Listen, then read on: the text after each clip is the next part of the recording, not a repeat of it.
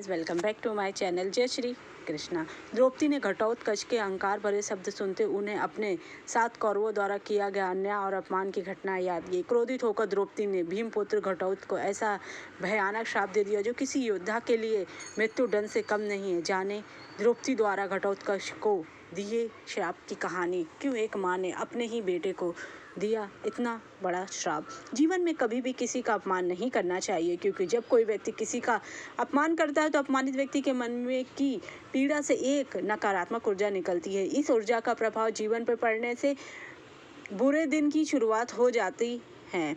वहीं कभी कभी ऐसा भी होता है कि व्यक्ति का लक्ष्य किसी को अपमानित करना नहीं होता है, लेकिन आज ने अनजाने वह किसी का दिल दुखा बैठता है। महाभारत की एक कहानी भी ऐसी है, जब एक योद्धा को द्रौपदी का दिल दुखाने की बड़ी कीमत चुकानी पड़ी थी। चलिए जानते महाभारत की वो कहानी जब द्रौपदी ने क्रोध में आकर अपने सौतेले पुत्र घटोत्कच को दिया था श्राप।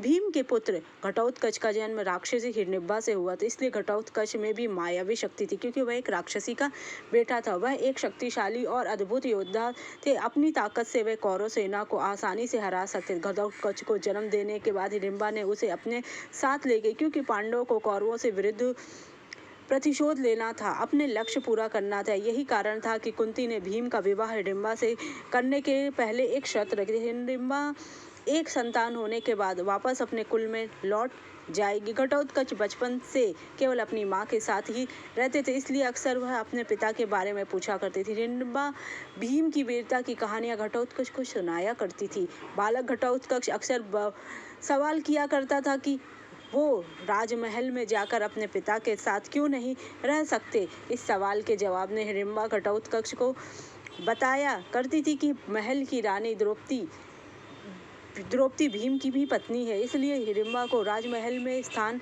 कभी नहीं मिल सकता। इस बात को सुनकर घटोत्कच के मन में द्रौपदी के लिए नाराजगी पहले ही पलने लगी। युद्ध की घोषणा होने के बाद जब घटोत्कच अपने पिता से मिलने हस्तिनापुर के राजमहल पहुंचे तो सभा में पहुंचकर घटोत्कच ने सभी को नमस्कार किया। वहां पर द्रौपदी भी खड़ी थी, लेकिन घटोत्कच के मन में द्रौपदी के लिए नाराजगी का भाव था, इसलिए द्रौपदी को अनदेखा करके आगे बढ़ गए। द्रौपदी ने मुस्कुराते हुए इस बात पर कोई प्रतिक्रिया नहीं दी, लेकिन इस तरह अनदेखा करने से द्रौपदी को पीड़ा हुई। घटोत्कच अपने पिता भीम से प्रसन्नता के साथ मिले और अहंकार भरे शब्दों के साथ अपनी माँ की प्रशंसा करने लगे। घटोत्कच ने अपनी माता हिडिंबा को भीम के लिए सर्वश्रेष्ठ नारी बताते हुए कहा कि हिडिंबा अन्य नारियों की भांति बलवान नहीं, बल्कि भीम के समान ही अति बलशाली है। इसलिए इन दोनों का पुत्र होने के नाते रणभूमि पर कोई घटोत्कच को परास्त नहीं। इसके अलावा भी घटोत्कच ने अहंकार भरे शब्द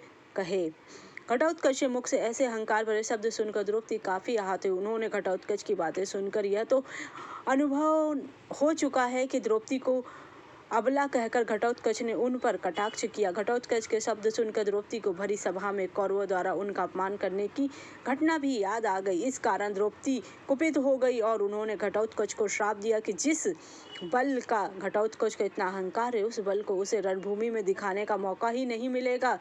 वह बिना युद्ध को लड़े ही मृत्यु को प्राप्त हो जाएगा। द्रौपदी का श्राप सुनकर भीम को बहुत दुख हुआ। भीम ने जब यह बात श्री कृष्ण को बताई तो श्री कृष्ण ने भीम को रहस्य बताया कि यह सब नियति ने ही द्रौपदी से करा। इस श्राप के कारण ही पांडवों को जीवन दान मिलेगा। इसके बाद जब कुरुक्षेत्र की रणभूमि पर कौरवों और पांडवों का भीषण युद्ध हुआ तो घटोत्कच ने अपनी मायावी शक्ति का प्रयोग करते हुए खुद का आकार बड़ा करना शुरू कर घटोत्कच के पैरों के नीचे कौरवों और पांडवों की सेना दबकर मरने लगी। ऐसे में कर्ण को दुर्योधन ने निर्देश दिया कि तुम ही इस मायावी राक्षस का वध करें, वरना रणभूमि पर कोई नहीं बचेगा। विवश होकर कर्ण ने इंद्र का अमोघ अस्त्र घटोत्कच पर चला। इस अस्त्र को कर्ण ने अर्जुन के लिए रखा था। इस तरह घटोत्कच द्रौपदी के शाप के प्रभाव के बिना युद्ध के ही रणभूमि पर मारा गया और अर्जुन के प्राणों की रक्षा। जिस तरह एक महान योद्धा घटोत्कच बिना युद्ध किए मृत्यु की उसको प्राप्ति हुई,